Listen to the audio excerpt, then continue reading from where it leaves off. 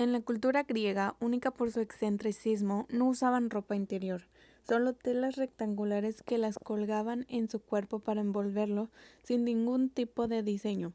Solamente las ceñían en la cintura de acuerdo a algunas reglas que existían para el momento. Los griegos veían las prendas de vestir como un elemento que cumplía una sola función: cubrir el cuerpo. Por eso muchas de sus actividades habituales las hacían sin ropa. Posteriormente se fueron adaptando al uso de seda, lino, lana y algodón, materiales que provenían de otros países como Persia, Siria, Egipto y Palestina. A los griegos no les agradaba el uso de colores, eso no era bien visto. Los colores propios para lucir elegante eran el marfil y el beige.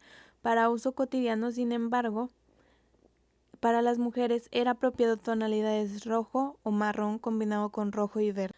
Las mujeres griegas combinaban dos túnicas, peplo y quitón. El peplo era el más tradicional, era una pieza rectangular de lana sujeta en los hombros con broches y ajustada en la cintura. En invierno se abrigaban con el himatión y se colocaban en la cabeza del scrífalo, una especie de pañuelo. En verano se cubrían la cabeza con la tolia, un sombrero redondo en ala. Se maquillaban y cuidaban mucho su aspecto físico. Usaban cremas y lociones para eliminar las manchas de la piel o arrugas. Les gustaba teñirse el cabello de rubio porque ese color en el cabello era señal de extravagancia y no era habitual que las mujeres naturalmente tuvieran ese color de cabello. En cuanto al peinado, era muy variado, usaban peine, diademas y hasta cabello postizo. Los griegos andaban descalzo en casa, pero para salir usaban las sandalias de suela, con unas correas de cuero altas para sujetar el pie. Esto fue cambiando con el tiempo. Los griegos veían las prendas de vestir como un elemento que cumplía una sola función: cubrir el cuerpo. A los griegos no les agradaba el uso de colores, eso no era bien visto. Los colores propios para lucir elegante era el marfil y el beige, para uso cotidiano. Originalmente la vestimenta de los griegos era igual tanto para hombres como para mujeres. En el caso de los hombres se le daba mucha importancia a los materiales para su confección: el lino, la lana y las pieles.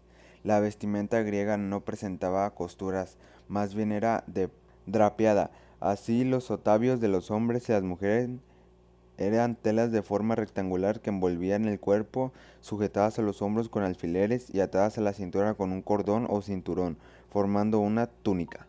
El atuendo que utilizaba el hombre griego dependía de su posición social, el tipo de acto o ceremonia a la cual asistían y su gusto por los materiales que le agradaba.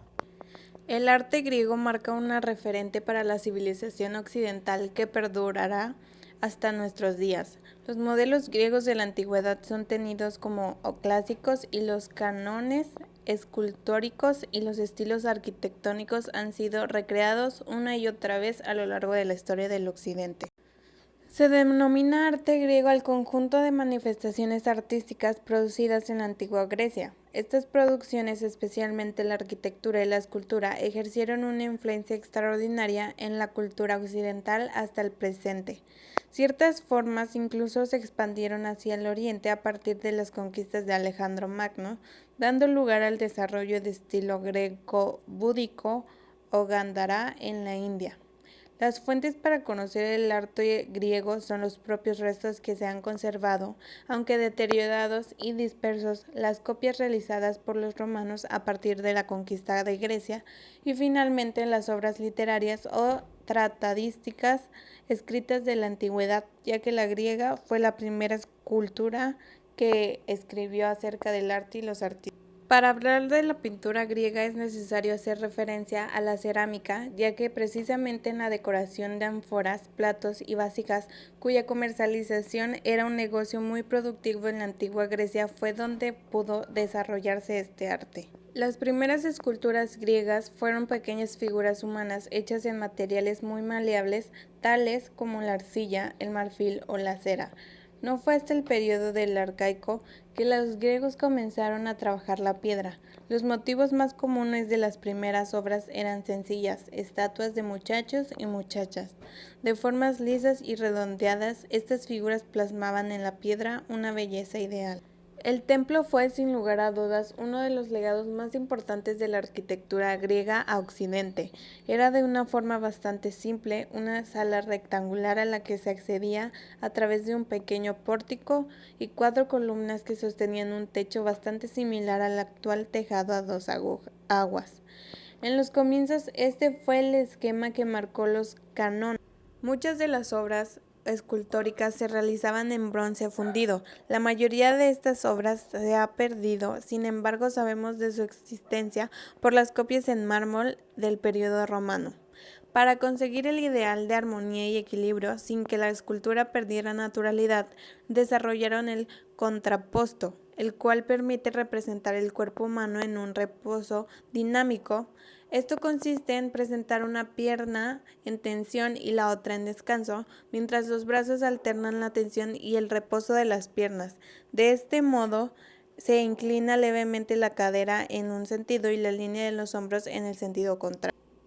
El arte jónico nace tomando de la tradición cretense la inclinación a la ornamentación de los adornos, al sentido de lo pintoresco y el gusto por el naturalismo, y de la tradición oriental tomaron el temor a la desnudez completa, la afición a la representación a los seres fantásticos, las proporciones rechonchas de los personajes y la pintura de jarrones.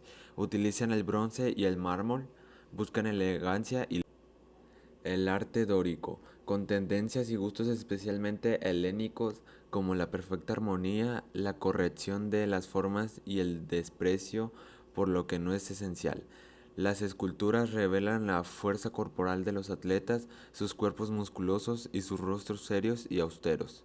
Se usa el bronce más que el mármol con una arquitectura y una pintura precisa, simétrica y lógica. El arte clásico es un equilibrio entre el arte dorio y el jónico, tomando de ambos los elementos más precisos para crear un canon ideal. La estética evoluciona hacia el idealismo, buscan un deseo de abstracción, llevando a los artistas clásicos al perfil griego y a la serenidad helénica. El arte griego era parte de la cultura helenística y no era un tipo de cultura homogénea, pues tenía una variedad de tribus que la formaban que al mismo tiempo estaban unidos por antepasados comunes que compartían una misma lengua y religión. El antecedente histórico que marca el punto de partida del arte griego fue la invasión de los dorios en el siglo XI a.C. Surgió junto con la crisis de la democracia ateniense y las guerras de Peloponeso, que ya se mostraban en el tipo de escultura dramática de la época que junto con el realismo trataron de manifestar los sentimientos humanos sin dejar de lado la parte religiosa.